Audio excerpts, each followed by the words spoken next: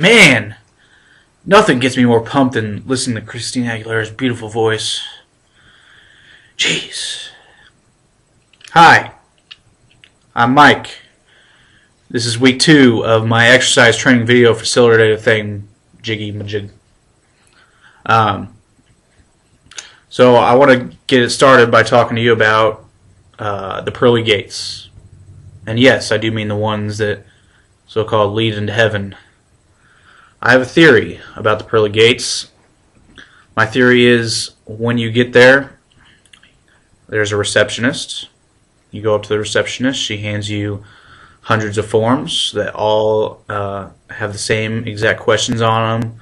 They're like, have you ever stolen a lollipop? Have you ever killed anyone? Have you ever eaten a baby? And I answer that one. I'm like, maybe. They're like, what do you mean maybe? And I'm like, I don't know, maybe. And I start crying, and I look over, and there's like a foreign lady with 17 babies running around screaming and throwing shit at you. And they're sitting in those blue, uncomfortable chairs that's in every waiting room in America. And they're so uncomfortable, and I look over, and on the TV, some random sitcom that no one's really watching except the weird guy in the corner who's been picking his nose the entire time. They have that magazine rack, and the magazine rack doesn't have anything you want to read. It's all old magazines. They have like a Sports Illustrated from like 2 Aprils ago about Kobe Bryant raping some girl in a hotel. And it's just horrible, man. It's horrible. I think that's what the waiting room for heaven's going to be like. I mean, I'm not sure if I want that. And then I think the waiting room for hell is going to be like in an automotive service station, and the guy at the counter asks you like 3 questions, and that's it. And they got little machines with M&Ms and peanuts in them. And then everyone in the room looks exactly like you and kind of looks awkward and odd and just sits there and plays with their cell phones and stuff. I feel like that's what hell's going to be like, that waiting room. And then your car's done, or they've decided that you're going to hell, and you go out and the whole world's on fire. So I hope I go to heaven, man. I've done some pretty bad shit in my time. I mean, on February 2nd of last year, I remember this one vaguely, I forgot to feed my cat Gibbles. I know, I'm sorry. I mean, just last week, I was listening to some music, and I changed an Aerosmith song before it was over. I know. Hey, don't judge me! I heard you in the back yelling. And actually, at my cousin's graduation, I took the last 2 Snickerdoodle cookies. Yeah. Hey, I'm trying to confess here, man. Come on. Jeez. People just don't know how to be polite anymore, man.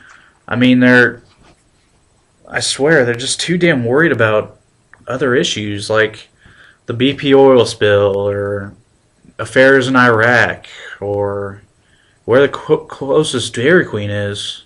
I don't think they know how to be polite anymore.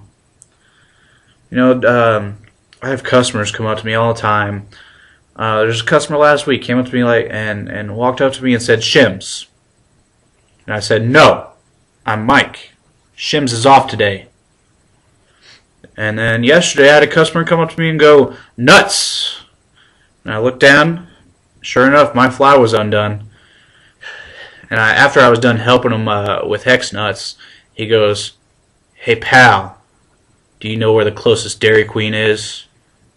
And I said, "Yeah, of course, Dad. It's right down the street on the left side." And he said, "Okay, thanks." And I'm like, "It's kind of nice out today." Yes. So, I love playing basketball. I don't know if you guys love playing basketball. I'm still about half full. It's not empty yet. So anyway, I love basketball.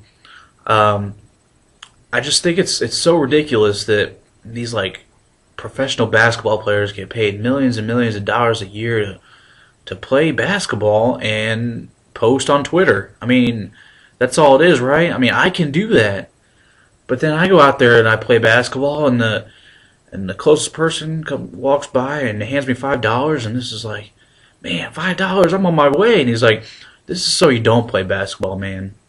Take it and don't play anymore. And you know, I'm happy with that. I'm getting paid not to do something. Suck it, LeBron James. Shit. So, I'm with this girl right now. Yeah, I know. Sometimes I say some pretty mean things to her. Some unforgivable things. Like, last week we went over to her house, and I said, "Bitch, you better make me a sandwich with some mayonnaise." And I was like, "Wait a minute, I don't even like mayonnaise. Bitch, make me a sandwich with some ketchup. And once you think there's a lot of ketchup on that sandwich, you better double it. Bitch, if there ain't enough ketchup on that sandwich."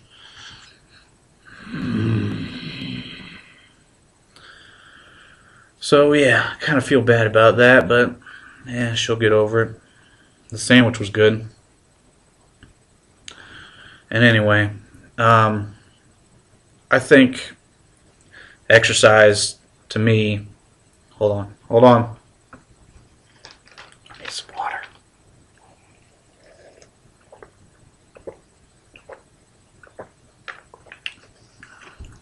We're going to back it up about 13 seconds, okay? Before I said exercising stuff. So as you can see, I'm wearing a tie today. You see it? Do you like it? It's a Christmas tie. Some of you may be wondering, why am I wearing a Christmas tie? It is only July. And then you'll ask why. And I said, I don't know. Why don't you try? And then I'll stop rhyming. So I lost my clip-on tie. That's what I was going to wear today. And yes, this is so much better than the clip-on tie. But, I'm really worried about my clip-on tie. I hope my cat Gibbles didn't take it. That bitch. So anyway, back to exercising. I have a theory on exercising before we start this week's lesson. To me, exercising is a lot like sex. I only do it like 2 or 3 times a year. Afterwards, I'm really excited. I'm like, yes, I finally did it. And I run around the house. I'm like, yippee skippy. And I go back. I'm sweating so much from the exercising or sexercising or whatever I'm doing. And I lay in bed and I'm just so exhausted. I roll around and in my own sweat, and then I realize I'm not exercising. I was actually having sex. And the girl's like, "What the fuck?" And then she goes and makes me a sandwich with some ketchup. I guess it's better than babies. So, do you remember what we learned from last week? You better. Water. Stretching. Okay, now that you're limbered up, now we start exercising. Alright. Now, before you start the running, jogging, workouts, and weightlifting and stuff like that, you have to, do like sit-ups, your basics. Sit-ups, push-ups, thigh thrusts, or whatever the fuck it's called. So we're going to start, and yes, I'm wearing pajama pants too. We're going to start with sit-ups. So usually with sit-ups, you need someone to hold your feet down. I'm not going to have anyone hold my feet down. I'm by myself.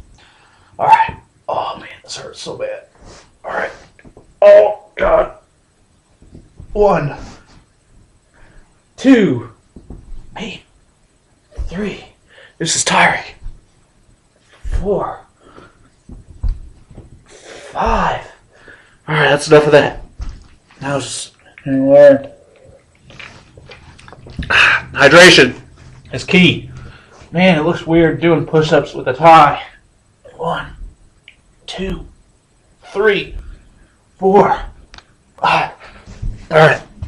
Once you're done with those, you can get into the leg thrusts and thigh amputations and shit like that. And then you can get into the harder stuff. But I'm done for this week, guys. Until next week, Sonny Jim